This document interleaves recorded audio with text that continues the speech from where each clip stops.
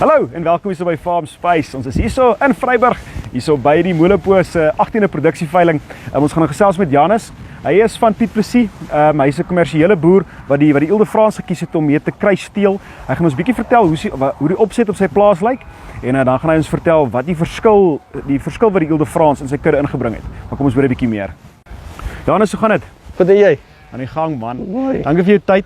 Ek weet die mense is besig, mense hardloop rond hier vir die veiling. Plesier, man. Kom ons begin, jy boer op Piet Plessis. Dis reg. Hoe lyk jou opset op die plaas? Wat doen jy presies? Ek het nie baie ooe nie. Ek is maar baie ekstensief wat ek boer.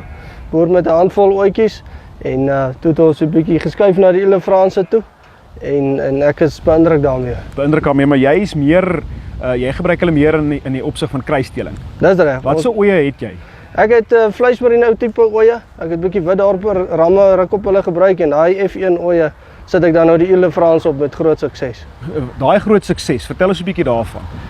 Ons kou 'n bietjie met die vetveeskoue en ons het redelik goed gedoen hierdie jaar met die vetveeskou.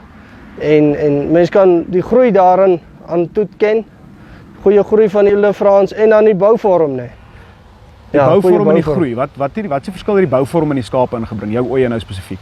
My ooe het goeie kenmerke van lente, goeie agterkwarte, maar ek het nie daai regdeur breedte gehad wat ons op die voorkwart soek nie. Hoe kan ek sê 'n goeie eienskap van die Ile de France is oor Dis reg, waar ons aan die hak kry ons punte vir bouvorm vir elke gedeelte van die karkas en die Ile de France het regtig vir my daai breedte op die karkaste gegee. Ja. So dit is nou hierdie bouvorm en jy het nou iets anders genoem wat groei, oor die groei vermoë. Ja, die groei en die voeromset. Kyk, as jy 'n goeie groeier het, is jou voeromset goed.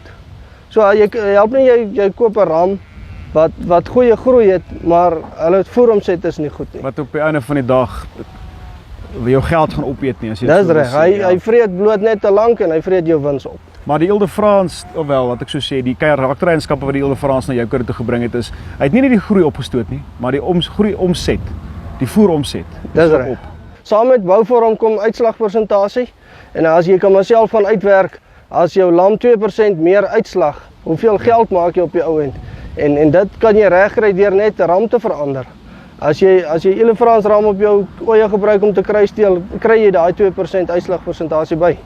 So dit is bouvorm op die einde van die dag, die uitslagpersentasie, jou groei omset en dan jy weet dis alles baie belangrik vir die boer op die einde van die dag, die ekonomie van die plaas en dit lyk vir my of die Ile de France regtig 'n aanwinst kan wees tot enige kommersiële kudde. Verseker, en veral ons wat met slaglammers boer, 'n ding wat te lank gevoer word, vreet jou wins op. So hy moet vinnig genoeg op slaggewig kom, sodat hy kan skuif en nie jou geld opvreet nie. Nou ek sê vir jou baie dankie vir jou tyd.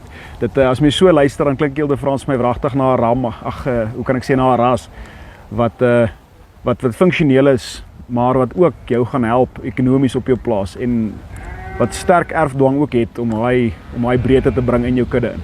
Verseker, baie dankie. Ek sê baie dankie vir jou tyd. Daar het julle dit was Janus. Soos wat julle nou gehoor het, dit op die einde van die dag gaan dit oor die ekonomie, soos wat ons almal weet. En die Ile de France, lyk vir my kan werk op enige kommersiële kudde om nie net die bouvorm van jou skape te verander nie, maar ook om die groei te verbeter en die voeromset wat op die einde van die dag baie belangrik is. Dis Farm Spice, tot volgende keer.